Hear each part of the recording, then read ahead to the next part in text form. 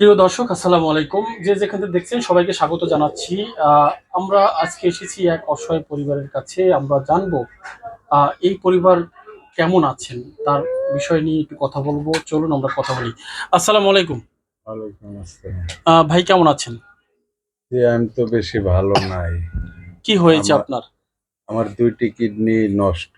জি। আমি কোনো কাজ কাম করতে পারি না। এই যে ১ সপ্তাহ আগেও আমি ১ সপ্তাহ হসপিটালে থেকে আসলাম। আ গতকালকেই আসছি। আমার ২ টা কিডনি নষ্ট আজকে ২ বছর ধরে। ২ বছর ধরে আমি এই মেডিসিন খেয়ে ১ বছর চেষ্টা করছি। আরেক বছর এই ডায়ালিসিস করতেছি। এই ১ বছর ডায়ালিসিস করে আমার নিঃস্ব হইয়া গেছি। আমার এমনিই তো আমি অভাবী। তার উপরে আমার যা ছিল একটি অটোরিকশা ছিল। আমার বউয়ের জিনিস ছিল, চেইন, কানের জিনিস সকল কিছু বেচে আমি এই ১ বছর ধরেই আত্মীয়-স্বজনের ঋণ নিয়া অর্থ সহযোগিতা নিয়া চালাইছি।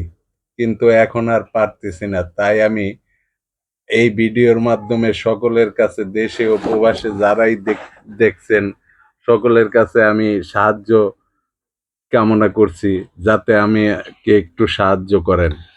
আচ্ছা, আপনি আগে কি কাজ করতেন? আমি আগে ভ্যান চালাইতাম। আচ্ছা, আমরা একটু আপুর সাথে কথা বলতেছি। আপু, আপনার হাজবেন্ডের যে ২ টা কিডনি ড্যামেজ হয়ে গেছে, আমরা যতটুকু শুনলাম বা চিকিৎসকের আনুমানিক রিপোর্ট অনুযায়ী যে আমরা বুঝতে পারলাম যে আসলে এখন কি বলছে ডাক্তার? এখন সে তার যদি একটা কিডনি দিতে পারি জি। তো সে আগের মতন কিছুটা সুস্থ থাকে। এখন তো আমার ওই অর্থ সম্পদ কিছুই। কিডনি কি ব্যবস্থা হয়েছে? কিডনি আমি কইছি দিম। আপনি দিবেন? জি। দর্শক, কি মনের পরিচয় দিয়েছেন, উদার মনের। স্ত্রী হাজবেন্ডকে কিডনি দান করবেন, দান কি তাকে ভালোবেসে উপহার দিবেন। তো কেন দিচ্ছেন না একটু যদি বলেন এই দর্শকের উদ্দেশ্যে। এখন আমার কাছে কোনো টাকা পয়সা নেই। কত টাকা লাগছে পাঁচ ট্রান্সফার সাত করতে? লাখ টাকা হইলে তারে দেওয়া যাবে। ৫ থেকে ৭ লক্ষ টাকা। জি। আচ্ছা, আমরা জানি যে কিডনি ট্রান্সফার করার আগে অনেক কিছুই প্রয়োজন। পরীক্ষা-নিরীক্ষা এবং মেসিং এর একটা বিষয় আছে। যে সবকিছুই পরীক্ষা নিরীক্ষা করছি। কি বলছে ডাক্তার, মেসিং হয়েছে তার সাথে? যে এখন এখন টাকা হইলে তারে কিডনি দেওয়া যাইত। এখন আমাকে তো ওই অর্থ সম্পদ কিছুই নেই। তার কিভাবে দিব? এখন সপ্তাহে ২ টা ডায়ালিসিস করাই ৩,৫০০ করে টাকা লাগে। এখন আমি দেওয়ার মতো ওই ডায়ালিসিস আমি করাইতে পারতাছি না। জানেন আমি ১ সপ্তাহ থাইকা এইভাবে কালকে আইছি হসপিটাল। এখন আমি তার ওষুধ কিনতে খাবো এই টাকা আমার কাছে নাই।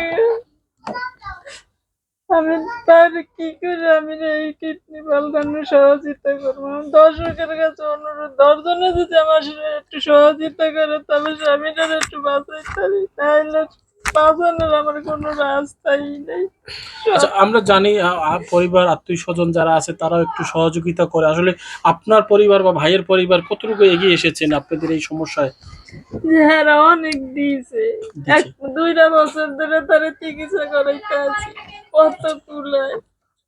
এখন সবাই সমান পরিবার, কারো যে আমাকে মতন আছে টাকা পয়সা এইরকমও না, নিম্ন পরিবার সবাই।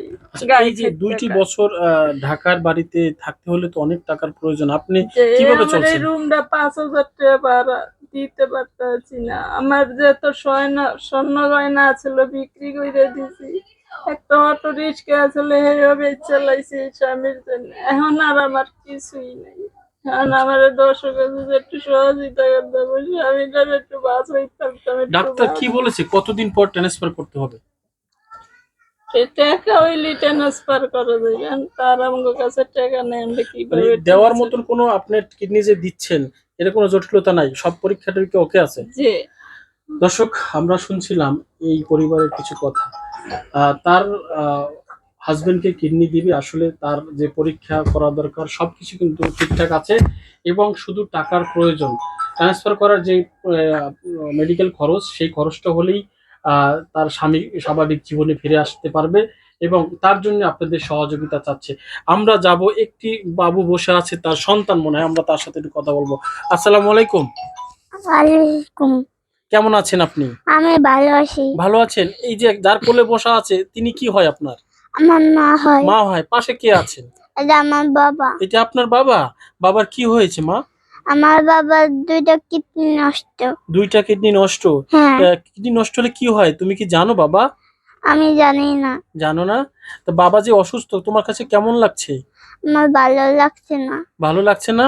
তোমাকে বাবা কিছু কিনে দিতে পারে না? না। তাই? হ্যাঁ, আচ্ছা, তুমি কি স্কুলে পড়ো? আর স্কুলে ভর্তি করেই নাই। ভর্তি করায় নাই? না। টাকা নেই বাবার? না, আচ্ছা, তো এই যে সবাই দেখতে পাচ্ছে তাদের উদ্দেশ্যে কি বলবা? এই যে আঙ্কেলরা, দাদুরা, আন্টিরা বসে আছে, তোমার বাবার জন্য কি চাবে বলো তো? আমার একটু সহযোগিতা করলে আমার বাবা বাঁচবে। কি সহযোগিতা করবে বলো? 10 টাকা 20 টাকা দিলে আমার বাবা বাঁচবে। 10 টাকা 20 টাকা দিলে বাবা বেঁচে যাবে? দর্শক, এই অবুঝ শিশু তিনিও কিন্তু জানেন 10 টাকা 20 টাকা যদি আপনি দেন অবশ্যই কিন্তু এই তার বাবাকে তার স্বাভাবিক জীবনে ফিরে আসবে। দর্শক, এতটুকু আমরা পারি এই অসহায় পরিবারের পাশে দাঁড়াতে। অনেক বিত্তশালরা আছেন যারা এরকম অসহায় পরিবার খুঁজে পায় না। আমরা চাই এই সেই বিত্তশাল যারা আছেন, যারা দান করেন, তাদের কাছে যেন এই প্রোগ্রামটি পৌঁছে যায় এবং আমরা সেই সহযোগিতা করব এবং টাকা দিয়ে না পারি একটু শেয়ারের মাধ্যমে হলেও তাদের কাছে যেন পৌঁছে দিতে পারি। দর্শক, এতটুকু সহযোগিতা আপনাদের কাছে এই পরিবারটি চেয়েছেন। দর্শক, আর কথা নাই, আমরা আজকে বিদায় নেব। আমরা চাই এই পরিবারটি যেন স্বাভাবিক জীবনে ফিরে আসতে পারে। এই বোন তার কিডনি দিতে চাচ্ছে, এটা আসলে উদার মনের বিষয়। উনি দিতে চাচ্ছেন এবং তার সন্তান তিনি ভালো থাকবেন এবং তার হাজবেন্ড ভালো থাকবে তার জন্যই, এবং পরিবারটি আগের জায়গায় ফিরে আসবে। তো দর্শক, আজকে বিদায় নিচ্ছি। সবাই ভালো থাকবেন, সুস্থ থাকবেন এবং প্রোগ্রামটি অবশ্যই শেয়ার করে দিবেন।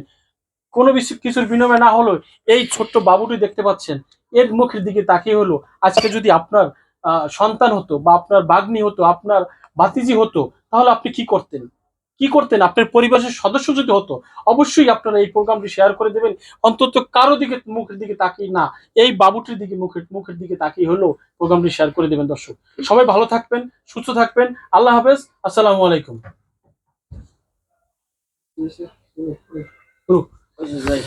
ওকে, কাটো দিলি, তেও না এই